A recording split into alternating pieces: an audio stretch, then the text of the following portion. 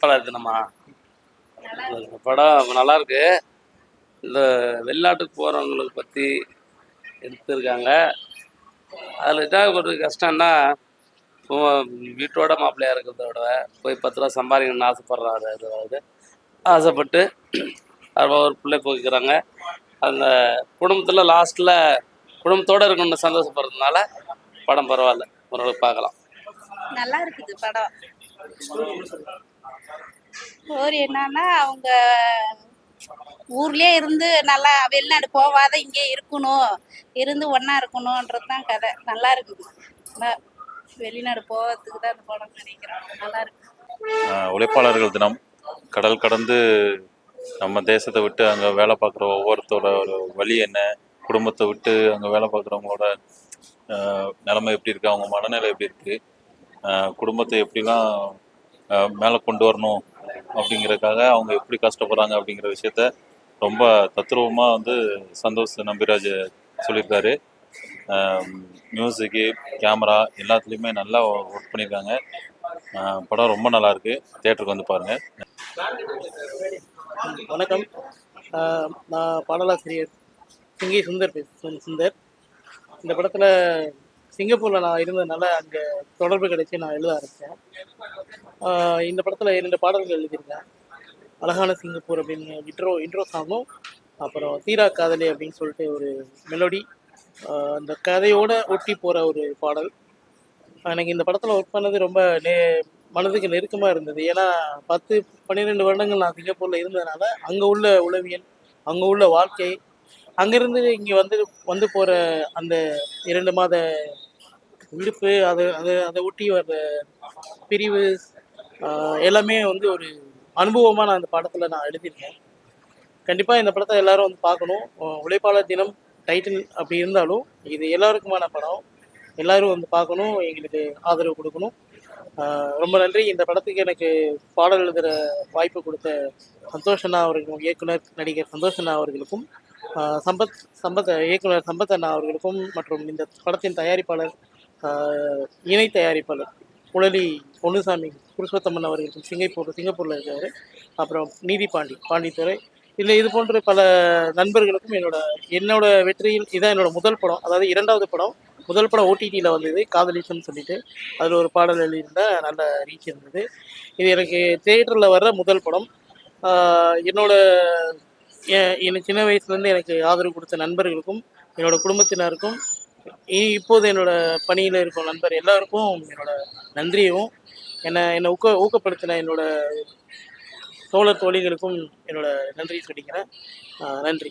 Hi, அனைவருக்கும் வணக்கம். என்னோடய பேர் வந்து மஷூத் ஹம்சா. நான் உழைப்பாளர் தினத்தோட மியூசிக் டைரக்டர். 3 சாங்ஸ் இருக்குது. இது என்னோடய ஃபஸ்ட் மூவி தமிழில். நான் வந்து Kerala. First of all thanks to Santhosh Nambiraj sir and Sampath sir. Santhosh Nambi sir இந்த படத்தோட டைரக்டர்.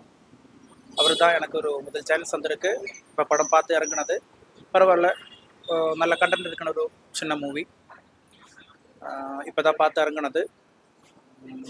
என்னோடது முதல் மூவி தான். இனிமே தான் இங்கிருந்து ஆரம்பிக்கணும். இந்த தமிழ் ஃபிலிம் இண்டஸ்ட்ரின்னா கொஞ்சம் பெரிய இண்டஸ்ட்ரி. நல்லா இதுக்கப்புறம் நல்ல நல்ல புது படங்களெல்லாம் கிடைக்கும்னுள்ள நம்பிக்கையில் இருக்கிறேன். வணக்கம். இப்போ உழைப்பாளர் தினம் அப்படின்னு ஒரு படம் பார்த்தேன்.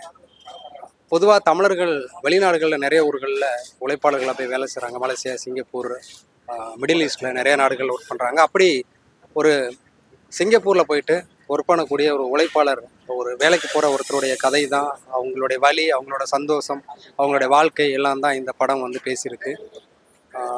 சந்தோஷ் உங்களுக்கு எல்லாம் தெரிஞ்சிருக்கும். டூலெட் மூலமாக நமக்கு அறிமுகமான சந்தோஷ் நம்பிராஜன் வந்து இந்த படத்துக்கு இயக்குனர், தயாரிப்பாளராக இருந்திருக்காரு. அவர் கூட நிறைய பேர் தயாரிச்சிருக்காங்க. அவரே ஹீரோவாகவும் நடிச்சிருக்காரு இந்த படத்தில் வந்து. அதுக்கப்புறம் அவர் வந்து வட்டார வழக்கு பண்ணார். வேற இன்னொரு படங்களும் பண்ணார். அவர் வந்து ரொம்ப அழகா உணர்ச்சிகளை வந்து கடத்த ட்ரை பண்ணியிருக்காங்க. ஒரு வெளிநாட்டு போகிறவங்களோட வலியையும் வேதனையும் வந்து சொல்ல வந்து முயற்சி பண்ணியிருக்காங்க. காதல், குடும்பம், மன வாழ்க்கை, அதில் அரசியல் தலையீடுகள், பொருளாதார பிரச்சனைகள், இதெல்லாம் வந்து அவங்க கடத்த ட்ரை பண்ணியிருக்காங்க. இதில் ரொம்ப முக்கியமான விஷயம் என்னென்னா, இந்த படத்தில் வந்து சிங்கப்பூரில் இருந்து நிறைய பேர் ஒர்க் பண்ணியிருக்காங்க. சிங்கப்பூரில் வேலை செய்கிற தமிழர்களை வச்சு பிரதானப்படுத்தி எடுத்த படம். அதில் நிறைய பேர் வந்து சிங்கப்பூரில் ஒர்க் பண்ணியிருக்காங்க. இவர் மீனாட்சி சுந்தரம் சிங்கை சுந்தர் அப்படிங்கிற பேரில் வந்து இந்த படத்தில் 4 பாடல்களை எழுதியிருக்காரு. 2 பாடல்கள் எழுதியிருக்காரு. அதில் ஒரு சேட் வெர்ஷன் இருக்கு, அதனால் 3 பாடல்கள் எழுதியிருக்காரு. ரொம்ப அழகாக தீரா காதல்னு ஒரு பாட்டும், அப்புறம் சிங்கப்பூர் லைஃப்பை பற்றி ஒரு டைட்டில் சாங் இருக்குது, அதை இவர் எழுதியிருக்காரு. வாழ்த்துக்கள் அவருக்கு. இது வந்து கௌதம் பாபு இந்த படத்தில் வந்து இணை இயக்குனராக வந்து வேலை செஞ்சுருக்காரு. அசோசியேட் டைரக்டராகவும் இணை இயக்குனராக வேலை செஞ்சுருக்காரு. அவருக்கு என்னுடைய வாழ்த்துக்கள். இவர் வந்து சார் வந்து மியூசிக் டைரக்டர். இந்த படத்துக்கான இசை அவர் தான் பண்ணியிருக்காரு. ரொம்ப அழகான பாட்டு போட்டிருக்காரு. இந்த படத்தோட ஒரு ஃபேமிலி எபிசோடு ஒரு போர்ஷன் ஒன்று இருக்குது, காதல் கல்யாணம் முதலிரவு அப்படின்னு. அந்த போர்ஷனை வந்து ரொம்ப க்யூட்டாக ரொம்ப அழகாக எடுத்திருக்காங்க. அதுக்கு இவரோட இசையும் பாடலும் வந்து ரொம்ப பெரிய அளவில் சப்போர்ட் பண்ணியிருக்கு. இந்த படம் எமோஷனாக இருக்குது. சின்ன சின்ன குறைகளை தாண்டி எமோஷனாக நிறைய விஷயங்களை கடத்த ட்ரை பண்ணியிருக்காங்க. இந்த படத்தினுடைய இயக்குனர் நண்பர் சந்தோஷ் நம்பிராஜன் மற்றும் இந்த படக்குழு அனைவருக்கும் என்னுடைய வாழ்த்துக்கள். நன்றி. தொழிலாளர் தினம் படம் நல்லா இருக்குது, பார்க்கலாம், ஃபேமிலியோடு பார்க்கலாம். நல்ல நல்ல கருத்தாகவும் சொல்லியிருக்காங்க. ஒரு சாங் நல்லா இருக்குது. அதாவது படத்தோட கதை எப்படி போகுதுன்னா, வெளிநாட்டில் போயிட்டு நம்ம வேலை செய்கிறோம். அது வேலை செஞ்சு பொண்டாட்டி பிள்ளையை பார்க்க முடியாமல் 2 வருஷத்துக்கு ஒரு தடவை 3 வருஷத்துக்கு ஒரு தடவை வரோம். திருப்பி கஷ்டம்னு சொல்லிட்டு திருப்பியும் போகிறோம், திருப்பியும் கஷ்டம்னு சொல்லிட்டு போகிறோம். இந்த மாதிரி தான் பண்ணியிருக்காங்க. நல்லா இருக்குது, பார்க்கலாம். என்னதான் நம்ம எது பண்ணியிருந்தாலும் வெளிநாட்டுக்கு போய் சம்பாரிச்சு தான் ஆகணுன்ற நிலைமையை காமிச்சிருக்காங்க. அங்கே படுற கஷ்டத்தெல்லாம் காமிச்சிருக்காங்க. நல்லா இருக்குது.